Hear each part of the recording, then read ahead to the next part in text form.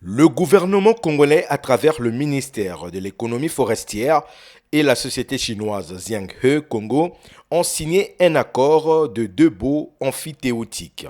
À travers cet accord, l'État congolais a cédé temporairement 3 blocs de terre dans les réserves foncières du pays situées à Obili, sous-préfecture de Zanaga, dans le département de la Lekumu, à raison de 20 216 hectares, à Malolo, sous-préfecture de Louvakou, dans le département du Niari, 360 hectares de plantations forestières et 692 hectares au PK45 dans la sous-préfecture d'Igné, dans le département du Poul, ce qui correspond au total à 21 662 hectares.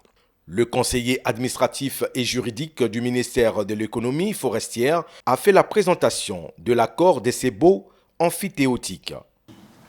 La société Xianghe Congo intègre donc la catégorie des acteurs privés dans le cadre du PRONAR et souhaite investir dans un projet de création des plantations forestières industrielles à usage multiple.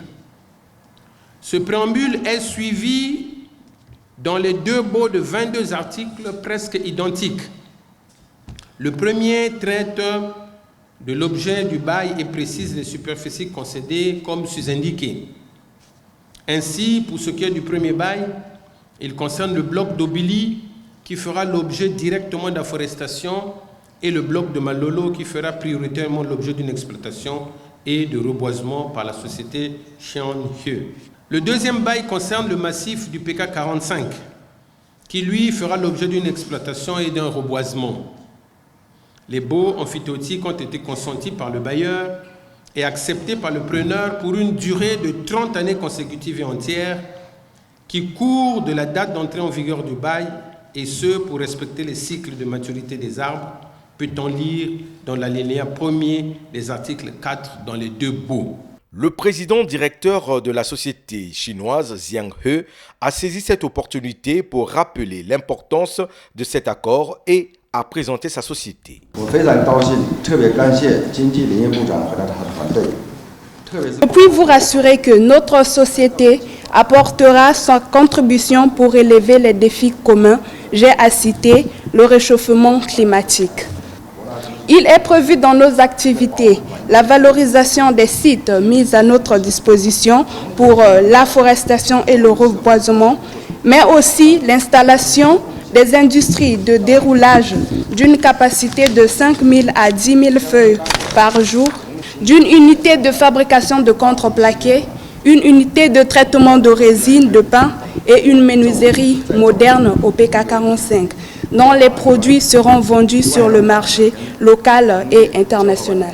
Je peux vous rassurer que Xianghe est une société chinoise particulière car nous avons un penchant sur le volet social avec la possibilité de recruter plus de 500 ouvriers.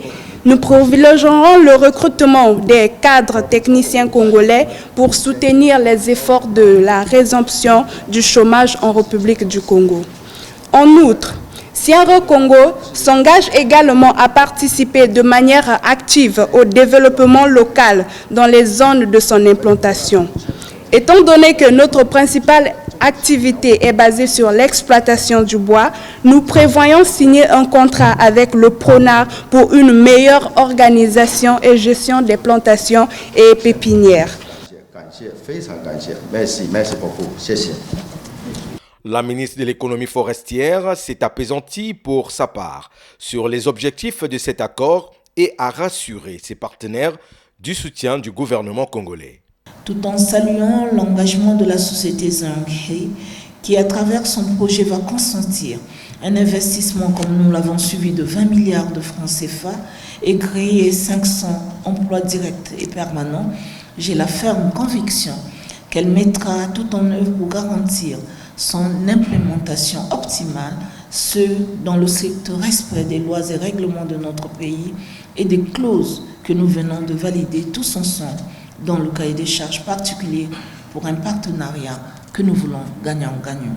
Pour ma part, et sous la coordination éclairée de Monsieur le Premier ministre, chef du gouvernement, je veillerai personnellement à ce que notre partenaire remplisse convenablement ses obligations, tout en ayant à l'esprit que ce partenariat que le gouvernement s'engage à conclure au lendemain de la tenue du 2e sommet des plus grands bassins forestiers tropicaux de la planète sera dans le viseur du commun des Congolais, d'autant plus qu'il se réfère à 2 thématiques qui prennent de plus en plus de l'ampleur à l'échelle internationale. J'ai cité la forestation et le reboisement pour la lutte contre le changement climatique. Xiang He Congo est une société chinoise qui a connu son essor il y a 20 ans en Chine et a longtemps exercé dans l'industrie de la papeterie. Cette société chinoise est également présente dans plusieurs pays africains comme l'Ouganda.